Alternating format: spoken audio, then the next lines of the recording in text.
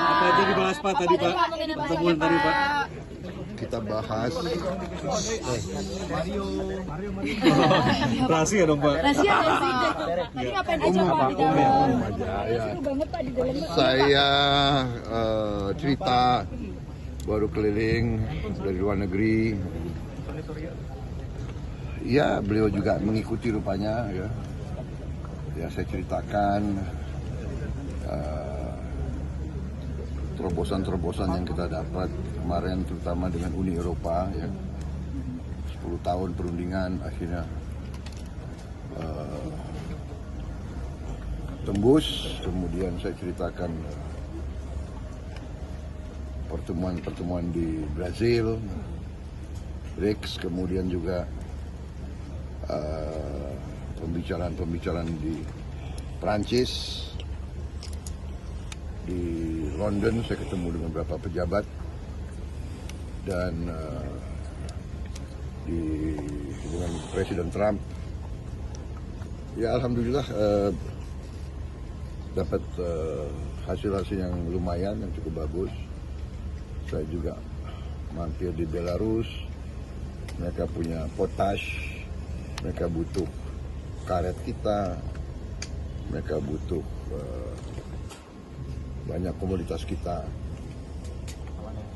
Dan ternyata harga coklat dunia lagi sangat tinggi, dan banyak berharap coklat dari kita, dan kita juga harus segera pembibitan baru, peremajaan baru. Ini kita sudah akan lakukan karena ternyata harga coklat naiknya sangat signifikan di dunia, karena rupanya di Amerika Latin dan di Afrika mungkin ada wabah yang merusak banyak pohon-pohon coklat di Amerika Latin dan di Afrika.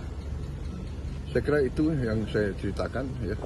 Respon dari Pak Jokowi bagaimana Pak? Ya, saya kira karena beliau juga mengikuti, dan sebagian itu juga beliau yang rintis ya, seperti perundingan dengan Uni Eropa kan sudah berjalan 10 tahun.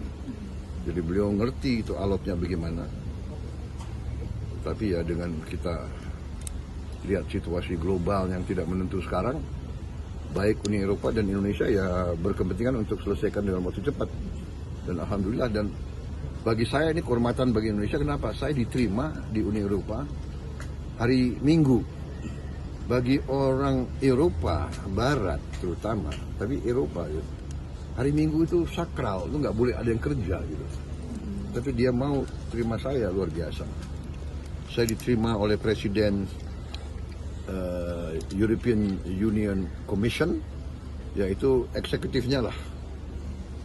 Dan European Union Council, presidennya itu adalah council ini dewan daripada kepala pemerintah 27.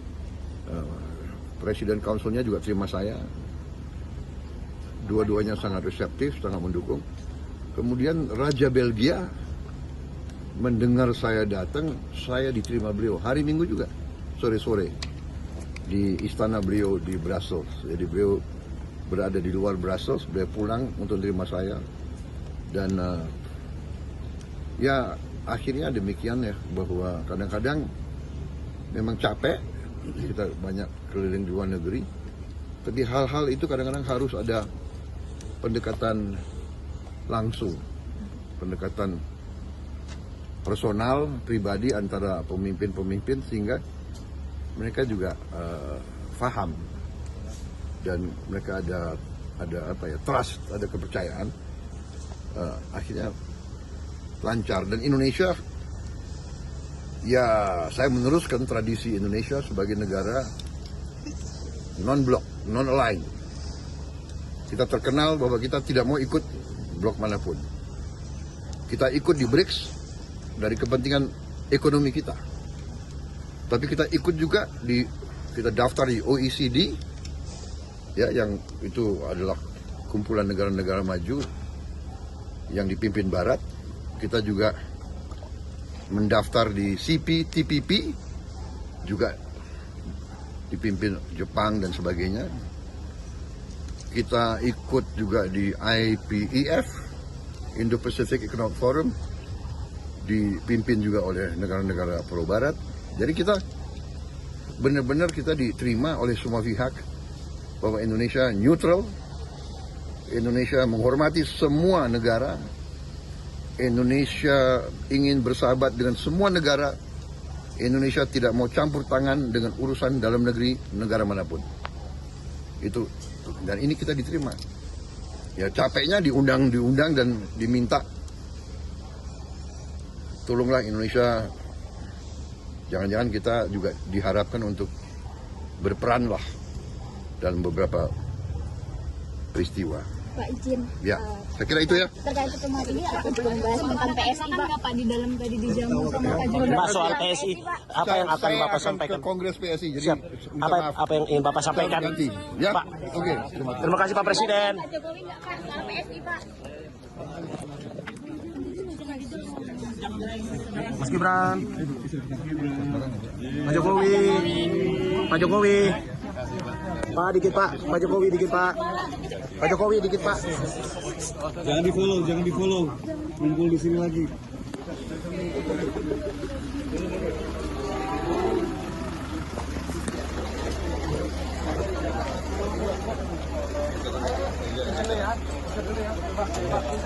Mobil mau lewat Pak. Ayo Pak. Mobil mau lewat.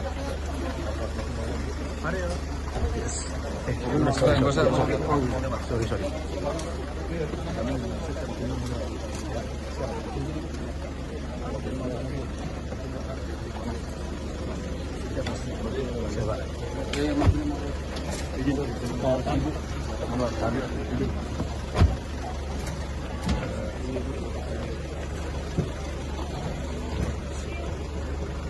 Agak mundur dikit. Terima kasih Pak. Terima kasih. Bentar.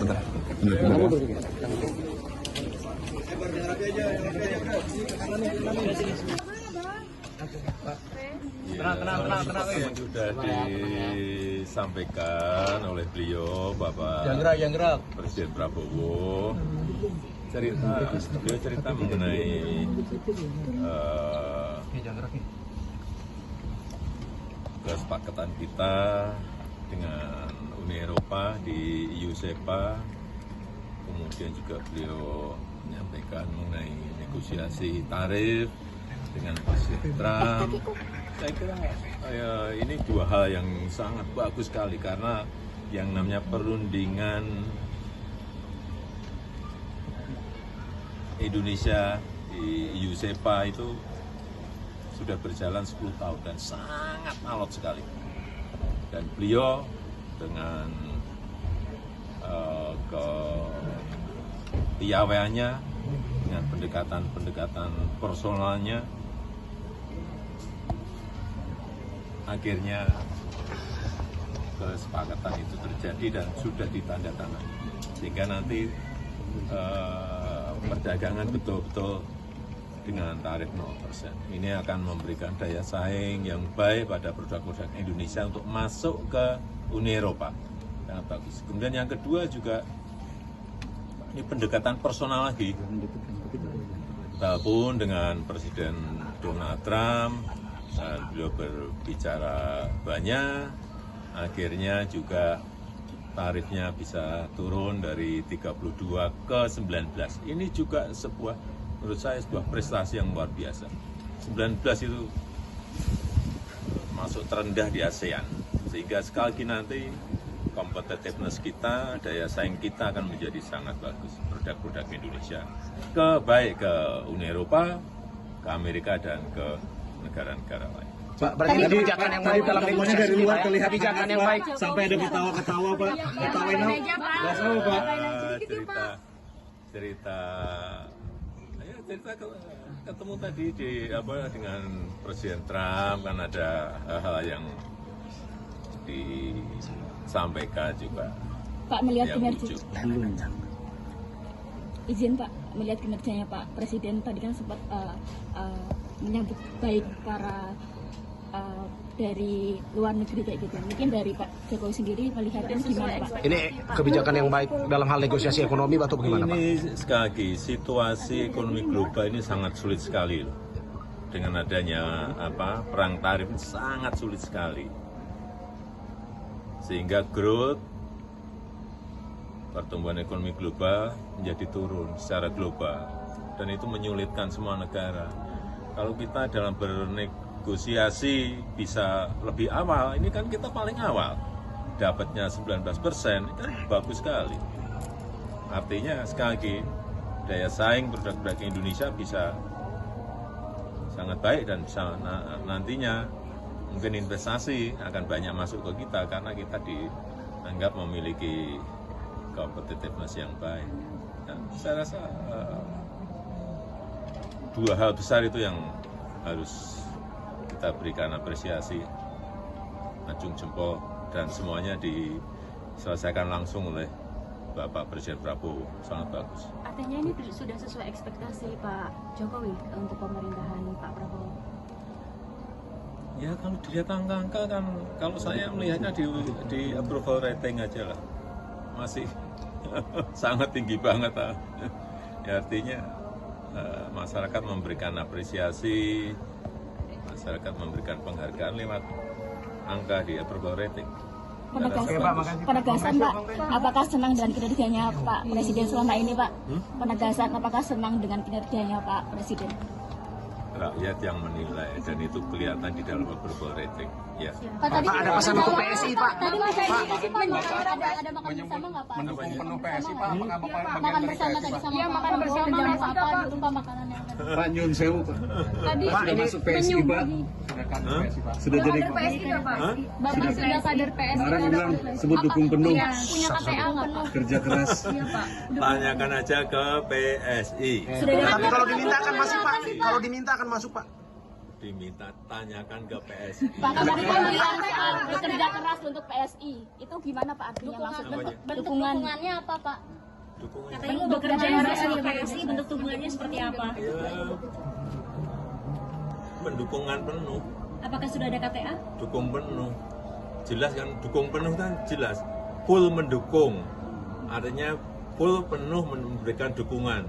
Kalau full mendukung artinya ya harus bekerja keras. Tapi Pak kalau diminta Pak, kalau menjadi Dewan Pembina, kalau menjadi Dewan Pembina apakah Bapak? Ditanyakan ke PSI. Pak kalau diminta partai lain untuk bekerja juga gimana Pak? Kalau diminta bekerja oleh partai lain juga Pak? Wah ya saya bekerja ya semua kalau minta saya bekerja. Sudah diminta Mas Kaisang belum Pak? Gimana? Untuk dari Dewan Pembina ke PSI. Belum. Tawaran dari Dewan Pembina dari Mas Kaisang?